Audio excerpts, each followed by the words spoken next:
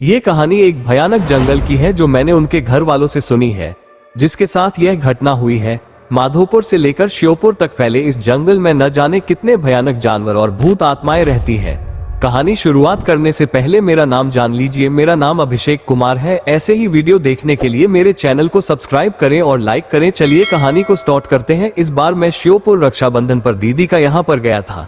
वहाँ के लोग उस जंगल के बारे में बताते रहते हैं कि इस जंगल में आत्माएं भूत प्रेत रहते हैं। तो मुझे तो वैसे भी भूत प्रेतों पर विश्वास है, शायद आप लोगों को भी हो। तो मैं 15 अगस्त को अपने जीजा जी के कॉलेज गया था। वहाँ के लोग उन्हें आचार्य जी कहते थे। 15 अगस्त का प्रोग्राम खत्म होते ही हम लोग जाने ही वाले थे कि वहाँ के पड़ोसी ने उन्हें घर पर चाय पीने को बुलाया। तब हम लोग उनके घर चाय पीने गए। ऐसे ही बातें हो रही थी। तब उन्होंने अपनी आप बीती कहानी बताई कि अभी कुछ दिनों पहले मेरे बेटे राजीव के साथ ऐसी घटना घटी है कि आपको क्या बताएं। राजीव के पिताजी ने बताया कि एक दिन मेरी तबीयत खराब हो गई थी। तब मैंने राजीव को जंगल से बकरियों के लिए चारा लाने के लिए भेज दिया था। राजीव वैसे तो कभी कभी जंगल जाता था, पर वो हमेशा काम से जी चुराता था। पर आज उसे मजबूरी में जंगल जाना पड़ा। वो रास्ते में चलता गया। उसे कहीं भी पास में चारा नहीं मिला, क्योंकि पास के सारे पेड़ तो पहले से ही बकरियों के लिए काट चुके थे। वो जंगल के और अंदर चला गया। वो घने जंगल में पहुंच गया, जहां पर बहुत पास पास पेड़ खड़े हुए थे। पेड़ इतने घने थे कि आसमान तो नजर ही नहीं आ रहा था। बरसात का टाइम था। अच्छी बरसात हो गई थी, तो पूरा जंगल हरा भरा हुआ था। पत्थरों पर पानी ऐसे बह रहा था जैसे साफ कोई झरना बह रहा हो। पहाड़ों से नीचे की ओर आता हुआ पत्थरों पर साफ पानी बह रहा था। वहां पर इतनी शीतलता थी कि उसकी देखते ही थकान दूर हो गई। उसने सोचा कि पहले मैं थोड़ा आराम कर लूं, फिर मैं पत्तियां काट कर घर चला जाऊंगा। थोड़ी देर ही हुई थी उसे सोए हुए। उसने सपना देखा कि वह चारे के चक्कर में बहुत दूर आ गया है और वह रास्ता भूल गया है। उसने सपने में देखा कि उसके सामने कोई खड़ा है। उसकी शक्ल देखते ही उसकी आंखें खुल गई और वह डर गया। अब उसे और ज्यादा डर लगने लगा। अब चारा तो काट रहा था, पर वह सपने की बात याद करके बहुत घबराया हुआ था। उधर सूरज भी ढलने वाला था। उसके हाथ दूर दूर तक किसी की भी आवाज सुनाई नहीं दे रही थी। वह जल्दी जल्दी पत्तियां काट ही रहा था कि उसे आपस में बातें करते हुए एक आवाज सुनाई दी। उसने सोचा कोई आदमी होगा तो मैं उसी के साथ घर चला जाऊंगा। उसने जल्दी से पत्तियां बांधी और वह आवाज आ रही थी। जल्दी से पत्तियां बांधी और वह आवाज आ रही थी। उधर की ओर चल दिया पास, पर उसने ये ध्यान नहीं किया कि वो आया किधर से है और किधर जा रहा है।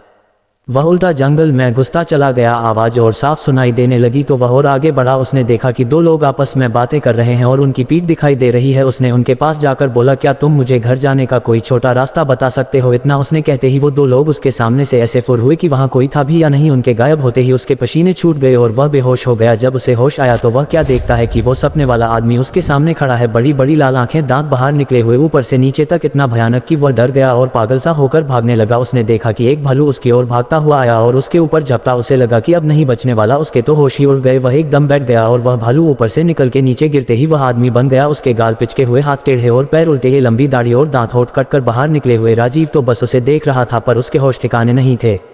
वह वहीं पर गिर पड़ा। इधर घर वालों को चिंता हो रही थी कि अंधेरा हो गया, राजीव अभी तक क्यों नहीं आया। उसके बड़े भाई ने कहा कि अभी आता ही होगा। सब लोग जब इंतजार करके थक चुके थे, रात के 10 बज चुके थे। अब उसके भाई को लगा शायद कुछ तो गड़बड़ है। कुछ लोगों ने कहा चलो ढूंढते हैं, क्या पता इतने बड़े जंगल में कहाँ क्या हो गया होगा। सब लोग लाठी भाले टार्च लेकर उसे ढूंढने निकल पड़े। उसका भाई अपाहिज था, वह एक पैर से चलता था, इसलिए उसके पिताजी ने कहा बेटा तू यहीं रह अपनी माँ और बहन के पास, हम लोग जाते हैं, कुछ खबर होगी तो हम बताएंगे। पूरी रात जंगल में ढूंढते हुए हो गई, पर उसका कुछ नहीं पता चला। जहाँ तक वो लोग जाते थे वहां तक सारा जंगल छान मारा, मगर राजीव का कोई पता नहीं। सब लोगों ने कहा कि अभी घने जंगल में जाना ठीक नहीं है, अभी सुबह होते ही चलेंगे। अभी 4 बजे है, अभी 1 घंटे में सुबह हो जाएगी। सब लोगों ने वहीं बैठकर सुबह का इंतजार करने लगे। थोड़ी देर बाद सुबह हो गई। सब लोगों ने कहा चलो अब चलते हैं। सब लोग चल दिए, आवाज लगते हुए राजीव पर। राजीव बेचारे की भूख प्यास के मारे वो हालत हो गई थी कि वह सुध बुध खो बैठा था। उसे अब यह नहीं पता कि मैं कहाँ पर हूँ। 2 दिन हो गए, राजीव का कहीं पता नहीं चला। अब सब लोग परेशान थे। उधर राजीव का भाई बहुत व्याकुल था, बेचारा कुछ कर तो नहीं सकता था। वह जाकर अपने सामने खड़े हुए नीम के पेड़ के नीचे गड्ढा खोदने लगा और कहने लगा मेरा भाई आएगा, मेरा भाई आएगा। वह कहे जा रहा था। दोस्तों, उस नीम पर वह रोज सुबह दूध चाहते थे। उसे अपने देवता का निवास मानते थे। इधर उसके भाई की पुकार सुन के उनके देवता निकल पड़े। उधर रात हो गई थी और राजीव को उन भूतों ने घेर रखा था। भाई वह खुद बता रहा था। भाई क्या बताऊं, उस रात की बातें याद करके मैं अभी भी डर जाता हूं। वहां पर इतने भूत एक साथ मैंने क्या किसी ने सपने में भी नहीं देखे होंगे। किसी की गर्दन अलग, कोई बिना आंख कान, कोई ढांचा, मेरे चारों तरफ तांडव कर रहे थे। मैं कभी जिंदगी में सोच नहीं सकता कि ऐसा दिन भी आएगा। ऐसी तरह तरह की आवाजें निकाल रहे थे। सारा जंगल उनकी आवाज से गूंज रहा था। मुझे लग रहा था कि मैं अब बचने वाला नहीं हूँ। लगता है ये लोग मुझे मार डालेंगे। मैं तो इतना डरा हुआ था कि मैं रो रहा था कि अचानक घोड़े के पैरों की आवाज़ आई। सब लोग एकदम शांत हो गए। इन सब लोगों ने आस तोड़ दी कि अब हमें राजीव नहीं मिलेगा। सब लोग वापस आ गए। सारे घर में मातम सा छा गया। इधर किसी ने कहा कि किसी भगत को बुलाओ और पता कराओ कि वो अभी तक जिंदा है कि नहीं, वो लौट आएगा कि नहीं। एक आदमी वहां के भगत को बुलाने चला गया। उधर राजीव के देवता वहां पर पहुंचे, हाथ में तलवार, घोड़े पर सवार। उनको देखते ही सारे भूत भागने लगे। उन्होंने एक एक को पकड़ पकड़ के ऐसे मारा जैसे कोई हीरो फिल्म में एक योद्धा सबको काट देता है। जैसे ही उनकी तलवार उनकी गर्दन पर पड़ती वह मिट्टी में मिल जाते। ये सब राजीव अपनी आंखों से देख रहा था। तब उस घुड़सवार ने कहा कि तुम अब चिंता मत करो, मैं आ गया हूँ और सुबह तक कोई तुम्हें लेने आ जाएगा। अब तुम बेफिक्र होकर सो जाओ। उनके आने से मेरा सारा डर खत्म हो गया और मैं आराम से सो गया। इधर भगत जी आए। उन्होंने अपना ध्यान लगाकर देखा और कहा कि तुम्हारा लड़का सही सलामत है और कल आ जाएगा। तुम्हें चिंता करने की कोई ज़रूरत नहीं है। वहाँ पर तुम्हारे देवता पहले ही वहाँ पहुँच चुके हैं और राजीव का भाई अभी वहीं पर बैठा है और कहे जा रहा है मेरा भाई आएगा। वह किसी की भी बात नहीं मान रहा है। जो भी उसे वहाँ से उठाने को जाता वो उसे धकेल देता था।